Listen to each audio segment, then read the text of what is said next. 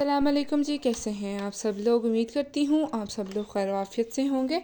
आज मैं आप लोगों के लिए लेके आई हूँ बहुत ही मज़ेदार कोकोनट शीरा केक की रेसिपी। बहुत मज़े की रेसिपी है, इजी सी रेसिपी है। चलें जी रेसिपी को देख लेते हैं। सबसे पहले जी हमने ले लेना है एक बॉल में हमने ऐड करना है बटर जो थी मैंने थोड़ी सी मतलब निकाल के फ्रिज से बाहर रख दी थी ताकि थोड़ी सी वो सॉफ्ट हो जाए। फिर उसमें जी मैंने 1 कप इसमें ऐड किया बटर जो थी मैंने अमूल बटर यूज़ किया। आपके पास कोई भी और बटर है तो आप वो यूज़ कर सकते हैं। आपके पास मतलब अपने घर में बनाया हुआ मक्खन है तो आप वो भी यूज़ कर सकते हैं। उसके बाद जी हमने बीटर की हेल्प से इसको अच्छे तरीके से थोड़ा सा डिस्टर्ब करेगा, लेकिन आपने परेशान नहीं होना। इसकी स्पीड थोड़ी सी करके आपने इसको सॉफ्ट कर लेना है, मतलब इसको बीट कर लेना है बहुत अच्छे तरीके से। अगर तो जी आपके पास बीटर नहीं है तो कोई मसला नहीं, परेशान होने की ज़रूरत नहीं है। आप इसको हैंड विस्कर के साथ भी कर सकते हैं, आप इसको हाथ से भी कर सकते हैं, मतलब हाथ से ये हो जाएगा बहुत इजीली। ठीक है जी। उसके बाद जी हम इसमें बाकी अपनी चीज़ें ऐड करेंगे। उससे पहले जी जाके मेरे चैनल को सब्सक्राइब कर लें अगर तो आपने सब्सक्राइब नहीं किया हुआ। इससे ये होगा कि मेरा नोटिफिकेशन आप तक पहुंच जाएगा, मेरे चैनल का नोटिफिकेशन। उसके बाद जी मैंने इसमें ऐड किया शुगर। चीनी जो थी मैंने 1 कप ऐड करनी है। मैंने थोड़ी सी ऐड किया, मिक्स किया, फिर थोड़ी सी ऐड किया, मिक्स किया। सारी ऐड करके मत मिक्स करिएगा, वो उससे मेरा मिक्स नहीं होगी जल्दी, तो वो जल्दी से मतलब अच्छा मिक्स नहीं होगा। चीनी को जी मैंने मिक्स कर लिया। उसके बाद जी आती है अंडों की बारी। अंडे जी 4 अदद अंडे लेने हैं हमने, जो भी रूम टेम्परेचर पे होने चाहिए। मैंने 1 अंडा ऐड किया, उसको बहुत अच्छे तरीके से बीट किया। फिर 1 अंडा ऐड किया, उसको बहुत अच्छे तरीके से बीट किया। इस तरह ही मैंने इसको एक एक करके सारे के सारे अंडे इसमें ऐड कर दिए। ये जल्दी फास्ट फॉरवर्ड पर लगी हुई है वीडियो, इसीलिए आपको ऐसे लग रहा है जैसे फ़ौरन मैंने ऐड किए हैं, फ़ौरन ऐड नहीं किए। 1 अंडे को तब तक बीट किया जब तक उसकी क्रीमी टेक्सचर नहीं आ जाता, तब तक उसको बीट करना है। ठीक है जी। आपने इन सब चीज़ों को बीट करने के बाद बहुत अच्छे तरीके से कुछ इस तरह का वाइटिश सा क्रीमी सा टेक्सचर आ जाएगा इसका पेस्ट का। उसके बाद जी हमने यहाँ पे ऐड करना है लेमन एसेंस। मैंने यहाँ पे 3 से 4 ड्रॉप लेमन एसेंस की ऐड की है। अगर तो जी आपके पास लेमन एसेंस नहीं है, आपके पास वनीला एसेंस है, तो आप वो भी ऐड कर सकते हैं। ये सिर्फ फ्लेवर के लिए होता है। लेमन एसेंस से ये होता है कि बहुत ही मज़े का फ्लेवर आता है। उसके बाद जी यहाँ पे हमने ऐड किया 1 चम्मच बेकिंग पाउडर और 1 कप मैदा।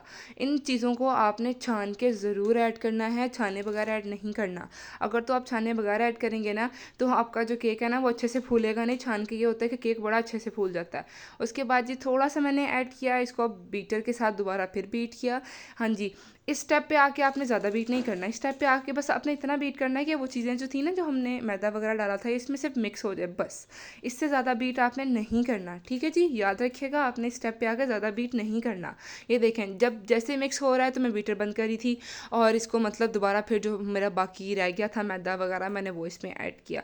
इस तरह ही कर करके जी सारा का सारा हमने मैदा इसमें ऐड कर लेना है और इसको मिक्स कर देना है।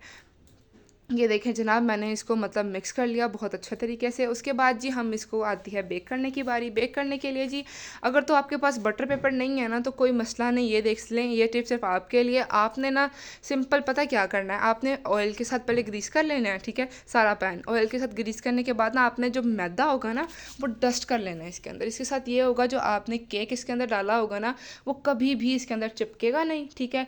बहुत ईजिली डीमोल्ड हो जाएगा, मतलब आप इस तरह इसको पैन को उल्टा भी करेंगे ना केक निकल के बाहर आ जाएगा, डीमोल्ड हो जाएगा।